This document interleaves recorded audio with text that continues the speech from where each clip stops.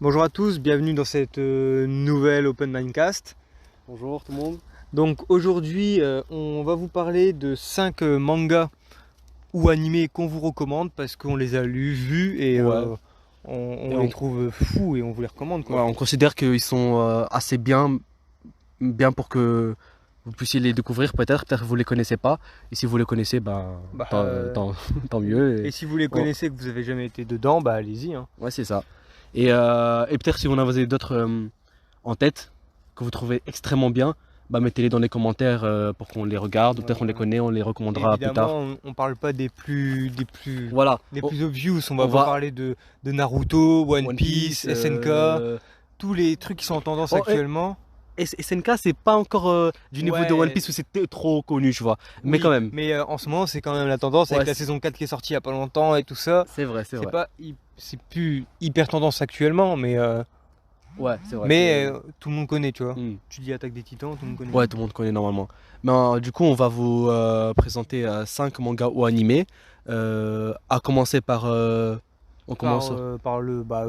Ça, on pouvait être sûr qu'il soit dans ce Oui, podcast. C'est le fameux Berserk, parce que c'est connu, mais pas assez. Il n'y a pas ouais. beaucoup de gens qui sont dedans. Les gens en ont entendu parler de vue, mais personne ne l'a vraiment peut-être lu. Il y en a Personne plein. n'a. Peu de gens. Peu de gens l'ont lu, donc allez-y, foncez. Berserk, c'est quoi? C'est un monde médiéval, des mercenaires, de la trahison, de la violence. Du corps, de la dark fantasy. En fait, vous avez globalement euh, tout ce que vous pouvez aimer dans un manga. Par contre, c'est quand ce soit clair. Ça fait un peu l'ancêtre de Game of Thrones. Ouais, ouais, c'est En ça. gros, c'est ça. Pour ceux qui kiffent Game of Thrones, regardez. Mais en très. C'est vraiment très graphique, quoi. C'est vraiment Oui, très. voilà, il y a des têtes découpées, il y a. Voilà, Et des boyaux, ce que vous voulez.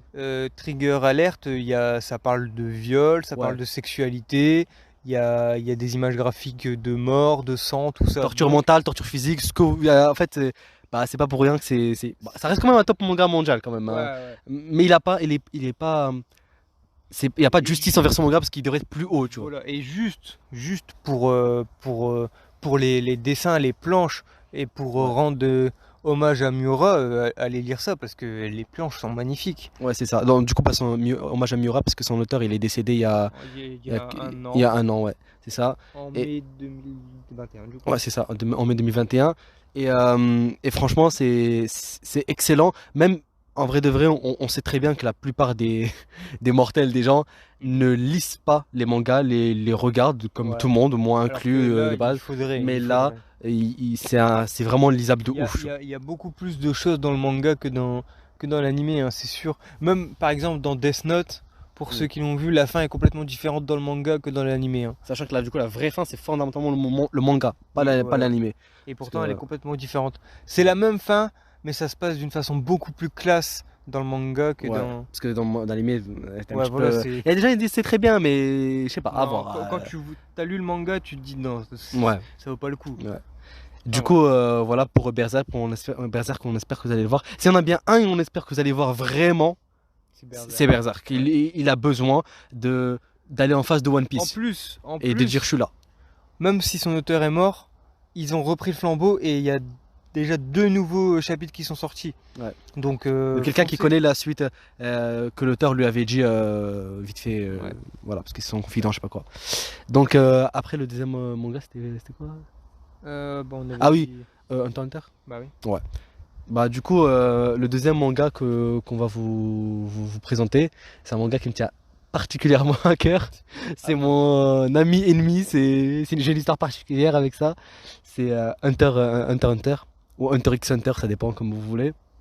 Alors, il faut savoir un truc, rendre justice, je tiens à le préciser, rendre justice à Hunter x Hunter, non. Naruto, non, Hunter x Hunter n'a pas plagié Naruto. C'est Naruto qui s'inspire de Hunter x Hunter. Son auteur lui-même a dit qu'il y a énormément de choses dans Hunter x Hunter qu'il a pris, dont le clan Uchiwa, le clan truc, les yeux rouges avec les pouvoirs, les Ouais. Sharingan. C'est un truc de Hunter x Hunter. Voilà, je tiens à préciser sur ça. D'abord, pour dire que c'est un manga ancien, c'est un top. Et la seule raison pour laquelle il n'est pas dans le top et vous le voyez pas à côté de One Piece à chaque fois, c'est parce qu'il y a un certain monsieur Togashi là de mon ami et mon ennemi en même temps, qui décide de faire une pause tous les 6-7 ans. Enfin non, pendant 6-7 ans, Pendant 6-7 ans. tout et revenir, voilà. D'ailleurs, là, il revient. Et là, du coup, il revient, c'est pour ça que je vais vous le présenter, parce qu'en fait, ça va, le temps que vous le regardez et vous arrivez jusqu'à la fin, il y aura sûrement déjà une suite ou quelque chose comme ça. Peut-être. Du coup, Hunter x Hunter, c'est un monde, c'est quel monde? Déjà, c'est pas un monde qui est basé sur notre terre, avec nos pays. Ouais. Par contre, c'est la même géographie mais inversée. Mhm. Par exemple, il y a une ville qui s'appelle York Shin City, York, New York, Shin ça veut dire nouveau, City, ville, New York City, bref. Vous voyez le délire. Et c'est l'histoire de Gon, un jeune enfant de 12 ans, qui veut devenir hunter parce que son père, qui l'a abandonné à sa naissance, était un hunter, semble-t-il, et juste parce que ça, il veut devenir un hunter.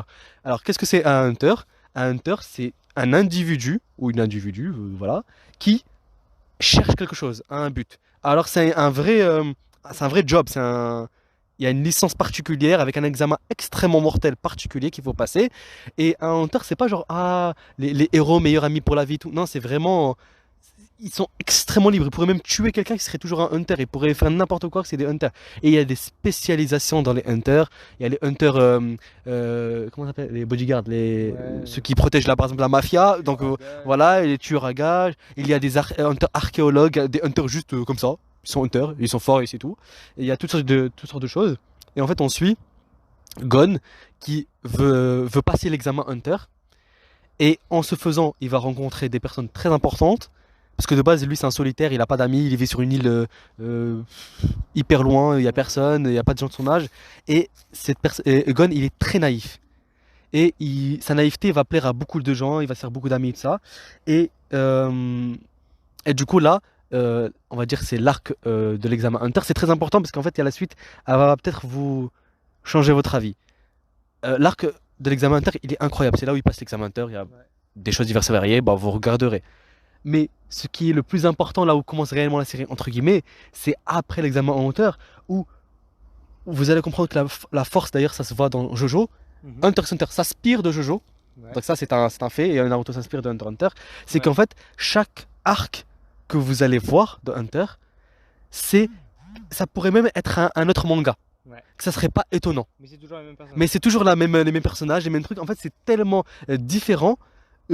C'est beaucoup plus marqué sur Jojo par exemple qu'on va peut-être on va présenter plus tard, mais sur Hunter x Hunter c'est le cas, c'est-à-dire que le premier arc c'est l'examen Hunter, c'est juste littéralement un examen, il n'y a pas de pouvoir ni quoi que ce soit, et tout de suite après l'examen, parce qu'il y a une raison pour laquelle ce qui va se passer, vous allez avoir une introduction de pouvoir, Ouais. une introduction de le nen, une introduction de pouvoir logique qui n'est pas illogique ou quoi que ce soit. Mhm. Après le début de l'anime, c'est très rare. Bah ouais. C'est comme le fameux Jojo avec le Ouais, stand. avec le stand. C'est jamais vu. Vous allez comprendre quand vous allez voir. Et en fait, du coup, chaque arc a son propre thème. Et dans Hunter x Hunter, il faut bien que vous compreniez un truc, c'est que il n'y a littéralement pas de gentils. C'est un manga.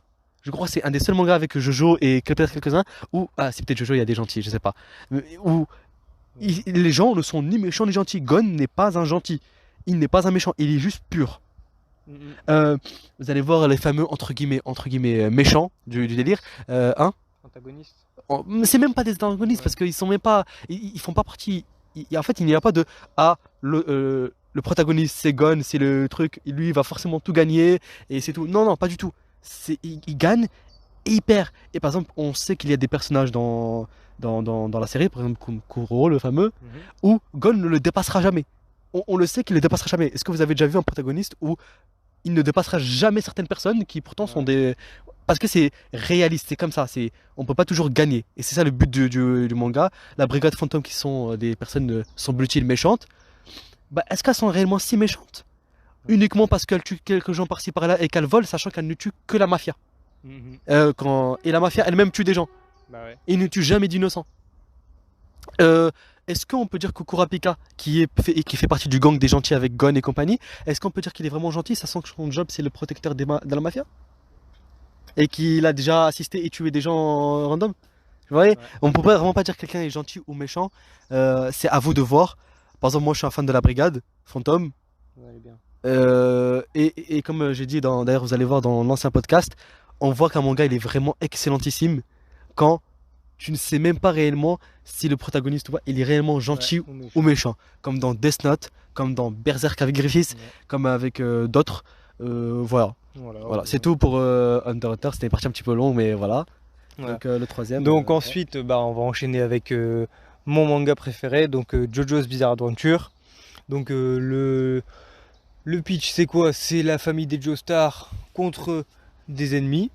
La première partie, c'est un mec qui est recueilli dans dans la famille des Joestar, donc de Jonathan Joestar, Au Jojo du 19e coup, siècle. au 19e siècle, oui. Donc Jonathan Joestar, Jojo, Voilà, ça fait Jojo parce que c'est. oui voilà, donc Jojo Bizarre Aventure. Il recueille un fils adoptif, c'est Dio Brando, qui va foutre la misère Pour rien. à Jonathan pour rien. Son but, c'est juste en gros, de foutre la misère à Jonathan et de tuer son daron pour récupérer avoir, toute la fortune. Parce que c'est des nobles. Voilà, parce que c'est des nobles. Et du coup, voilà, ça se passe comme ça. Ensuite, il y a une deuxième partie. Et la deuxième partie n'a rien à voir avec la première. Rien à voir. Puisque le personnage de Jonathan, on le reverra jamais. Ouais, parce que on ne dit pas pourquoi. Non, c'est juste que. Non, mais parce qu'il y a une Ah, raison pourquoi. Bah parce que tout simplement, parce que le deuxième personnage principal donc de la partie 2, En gros, de la saison 2. de la saison 2, ouais, de la saison 2, c'est la partie 2, c'est l'arrière petit-fils ou le petit-fils. Non, c'est petit-fils. Ouais, c'est le petit-fils de Jonathan. Jonathan. Mais en fait, ouais. chaque partie, ce sera le petit-fils, le Ou le petit-fils, fils, la ou- fille, la fils, la fille. Par exemple, la saison 6, c'est la fille de Jotaro, Voilà. qu'on voit dans la saison 3. Qui est lui-même le petit-fils de Joseph, qui est lui-même qui le est le petit-fils petit-fils de de Jonathan. Jonathan. Et en fait, ça, c'est en gros la famille là. Et qu'on soit bien clair, hein, Jojo, désolé de t'avoir coupé, Ouais. c'est littéralement bizarre. Oui, voilà. D'où Jojo's Bizarre Adventure. Ça n'a aucun. Soit on aime, soit on n'aime pas. Voilà. Mais il faut essayer. Et oui, Parce vraiment que essayer. il y a tellement de choses dedans. Surtout C'est. la saison 2 qu'on s'est maté tous les, Ah tous les ouais, deux, là, la saison légendaire, incroyable. Tu pètes des barres, Bah oui, la saison 2, c'est l'une des meilleures. Ouais. Ensuite, du coup, il y a 6 saisons animées. La partie 2 de la saison 6, elle arrive bientôt. Donc c'est Stone Ocean. Il y a la partie 7 qui n'est pas encore animée, qui est en manga, que je vous conseille d'ailleurs parce que Steel Ball Run, elle est incroyable. Et la partie 8, Jojo Lion, elle s'est finie l'été dernier. Et elle est trop bien. C'est ma partie préférée, avec Josuke qui a 4 couilles. Voilà. Voilà, Ça passe, ça va. le personnage il a 4 couilles. Vous comprendrez pourquoi si vous lisez. Et voilà, Jojo, c'est bizarre, c'est des aventures bizarres de Jojo. Ça vous intéresse, allez voir. Je peux pas tout Ouais. dire parce que Bah non, si je dis la fin de la partie 1 pour vous expliquer le pitch de la partie 2, ça sert à rien. Du coup, voilà. regardez la partie 1, c'est juste un mec qui recueille un fils adoptif. Le fils adoptif, il vous fout la misère au Et protagoniste. ça va changer beaucoup de Et choses. ça change beaucoup Et, de euh, choses. Voilà. Et dernier mot sur Jojo, parce que certains penseraient par exemple que c'est un manga récent, parce que son adaptation elle est entre guillemets Ouais, récente et tout. Mais en fait, non, pas du tout. Dites-vous que Jojo Bizarre Adventure, il est à, je crois, à 2 années près de Dragon Ball. C'est années 80, c'est très ancien. C'est quasiment tous les mangas du monde ont d'une manière ou d'une autre été inspirés dessus, dont Hunter x Hunter. Hunter x Hunter qui a lui-même plein de mangas qui s'inspirent de lui, dont Naruto, et il n'y a pas de manga qui s'inspire de Naruto. Vous voyez le délire. Donc c'est vraiment une chose à vraiment regarder. Et puis voilà, on Voilà, espère ouais. que vous allez. Et pour ceux qui ont des stéréotypes, Jojo c'est gay. Oui, et effectivement, les personnages sont habillés très efféminés. C'est bizarre. C'est ouais, Mais il y a pourquoi des pas, personnages qui ressemblent à des femmes. Mais bon, quand on voit Griffiths de Berserk, Ouais. on se dit c'est bon. Bah, c'est des personnages intéressants. C'est peu des importe qu'ils sont c'est des un petit peu personnages bizarres. intéressants. Ouais, ils sont juste. En fait, c'est juste que l'auteur, Il il est fan de couture, de marque et tout ça. de Et pose un du- petit peu de bodybuilding, Ouais, c'est très ouais, bodybuildé, c'est ça. les personnages. Et en fait, il s'inspire clairement des poses qu'il voit dans les magazines. Ouais. Et les tenues qu'il prend, c'est des tenues de magazine. Donc des fois, si c'est une tenue de femme, bah, il s'en fout, il la met à un homme et Ouais. c'est tout. Ouais, il fait tout ce qui se passe par la tête, c'est pour ça qu'il a, C'est il a- pour ça il- qu'il est très très fort. il est très très fort. Et du coup, pour le quatrième, on avait dit Death Note. Ouais, on avait Ouais. dit. Ouais, Death Note. Bon, Bah, du Death Note, c'est basique. C'est vraiment, moi, c'est le premier manga qui m'a mis Ouais, dedans. Mais vraiment, si je vous conseille Death Note, c'est de le lire. parce que Parce que l'animé, ok, peut-être tout le monde l'a déjà vu. il est bien. Il est bien, mais il n'y a pas autant Ouais. de trucs que sur le manga, parce que sur le manga, on comprend vraiment les intentions de Light parce qu'on a les pensées de Light, alors que dans le manga, dans l'animé, on les a pas tant que ça, Ouais. et on comprend tout son plan de A à Z, là où ça peut être un peu brouillon dans l'animé. Sachant que la fin, pour le coup, elle n'est réelle que pour le manga. L'animé, sa fin, elle est très critiquée parce qu'elle ne suit pas réellement Oui, le manga. celle du manga. Surtout que celle du manga, elle est superbe. Voilà. Alors C'est celle vraiment, de l'animé, un vraiment petit. le truc qu'il faut Mm, lire. c'est ça. Mais du coup, peut-être qu'il y a des gens qui savent pas ce que c'est quoi Death Note, ça arrive, hein, Oui, ça existe. bah oui. C'est un jeune lycéen extrêmement studieux, genre le Ouais. top du Japon, quoi, et qui, un jour, comme ça, parce qu'il faisait chier dans sa classe, il regarde et il voit un livre qui est tombé dans la cour. Dans la cour. Et il va le ramasser, et quand il va rentrer chez lui, il va se dire au calme, tu vois, il s'est écrit le Death Note. Du coup, c'est un Death Note. Et il va rentrer, et en fait, il y a un ange de la mort Ouais, qui s'appelle Ryuk, un Shinigami, ils appellent ça, qui va apparaître, c'est un être bizarre un petit peu, et il va lui dire qu'en fait, c'est son Death Note, il a laissé tomber parce qu'il s'est chez lui-même. Et le Death Note, en fait, il permet quoi? Il permet de tuer des gens quand tu écris leur nom. Alors, il a des règles particulières. Il y a des règles particulières, sinon ça serait juste Dont la OP. première, c'est juste genre, pour tuer quelqu'un, il faut son nom, son prénom et avoir son visage en tête. Et si tu écris son nom seulement en moins de 40 secondes, il meurt d'une crise cardiaque. Si tu écris, tu as 3 minutes 45 pour écrire la cause exacte de la mort. Tant qu'elle est réalisable, si jamais il est en France et tu dis il est mort dans 40 secondes aux États-Unis, ce n'est pas possible. Du coup, il va juste mourir de crise cardiaque normalement. Voilà. Ça, c'est vraiment les règles basiques, c'est pas du tout un gros spoil. C'est pas. C'est juste les premières règles. Voilà. Après, il y a plein d'autres règles. Il y a plein d'autres règles, il y a plein d'autres choses comme ça. Et le truc, c'est qu'en fait, Light, il va. Très intelligent, il va utiliser le Death Note à son avantage. avantage. Et lui, il a un but, c'est de purger le monde des êtres méchants, des criminels, des maléfiques, créer une société juste. Et pour ça, bah, il utilise le Death Note. Donc ça va fondamentalement tuer des gens. Il y a des gens qui sont pas très contents, dont la police, par exemple. Et il va être recherché. Il y a un détective privé extrêmement le plus connu du monde, qui est anonyme, que personne n'a jamais vu. Il s'appelle L. Voilà, juste la lettre L. Et et en fait, ce sera une bataille entre les deux. Et ils vont un duel psychologique. Pour que l'autre découvre l'autre. Et que... du coup, notre protagoniste qui s'appelle Light, Light Yagami, il veut trouver le nom et le prénom de L pour le tuer, discrètement évidemment. Et t'as Elle qui veut savoir qui est le tueur, qui est Denamon Kira. Et vous allez voir qu'en fait, jusqu'à un bon moment vers la fin et tout, ils savent toujours pas. C'est vraiment incroyable. Faut vraiment que vous regardiez. C'est un des mangas qui met tout le monde d'accord. Même les gens qui ne regardent pas des mangas ou lisent pas des animés. Ouais, c'est ça. Et même moi, c'est un manga fondamental que j'ai regardé il y a longtemps. Et la quatrième. T'avais dit Angel Beast, non? Ouais. Non, j'avais pas dit Angel Beast. Bon, Angel Beast, regardez aussi. Ouais, Angel Beats. Du coup. En gros, c'est un animé très court de 12 épisodes. Pour le coup, les 4 premiers qu'ils ont précédés, c'est vraiment pas le même délire du tout. Non. Mais vraiment. Oh, ok, non, voilà. J'ai une épiphanie. Épiphanie, ouais, je sais même pas ce. Voilà. Et en fait, c'est un animé de 12 épisodes, très court. Pour vous dire c'est quoi le genre, c'est comédie, dramatique. Vous allez probablement pleurer à un moment donné. Peut-être pas, ça dépend de vous. Mais voilà, ça dépend de la sensibilité. Moi, je vais pas te mentir, j'y suis passé. Clairement, j'ai été dévasté. Mais c'était un beau dévastation, une belle dévastation. Vous voyez, c'était beau.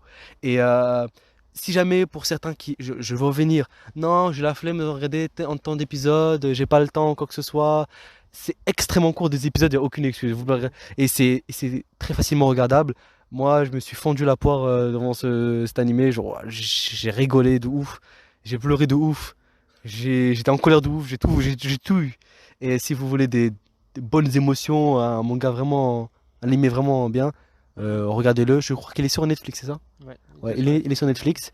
Et puis voilà, je pense qu'on a fait notre top 5. Alors il y en a d'autres évidemment, on pourra en faire d'autres. Mentions honorables. Moi je dirais une mention honorable parce que c'est typiquement mon genre d'anime que j'adore. Regardez Gintama ou lisez-le, ça dépend. Gintama, je sais pas si tu connais mon cher Conrad.